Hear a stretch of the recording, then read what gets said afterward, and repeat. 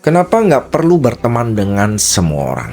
Ya, padahal kenal sama siapa aja kan boleh. Tapi kalau lu berteman dengan semua orang, artinya lu nggak punya teman. Karena teman itu bukan soal jumlah, tapi kualitas. Ya, kenal banyak orang itu perlu. Dan networking itu bahkan sangat dianjurkan. Tapi berteman dengan siapapun tanpa seleksi, itu yang bahaya. Kenapa?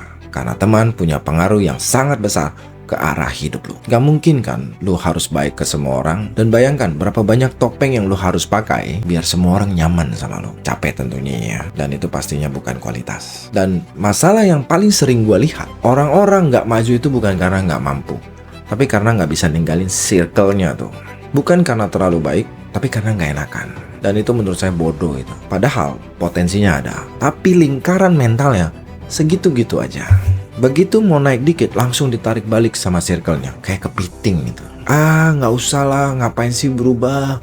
Di sini aja tetap bareng sama kita-kita. Kedengarannya bercanda ya, dan seru ya, tapi efeknya serius dan mematikan. Itu hal yang paling dasar untuk nahan seseorang buat tumbuh. Dan yang harus kalian pahami, berprogres itu bukan berarti ninggalin teman. Karena semua orang punya waktu dan masanya masing-masing. Dan kalau ada yang mau maju, bukan berarti dia sombong ya. Dia cuma memutuskan mau jalan di waktunya sendiri. Maka dari itu, gak usah maksa untuk punya banyak teman. Gak perlu itu. Bertemanlah secukupnya. Dan yang paling penting, cari teman yang saling dukung, yang gak takut lihat lu naik, dan yang bertepuk tangan ketika lu dapat pencapaian. Ya, kenal banyak orang itu boleh, tapi teman sejati itu pasti terseleksi dengan sendirinya. Itu nyata. Jadi kalau suatu hari lu ngerasa lu sudah gak sejalan dengan teman lu, itu bukan pengkhianatan. Itu tanda kedewasaan.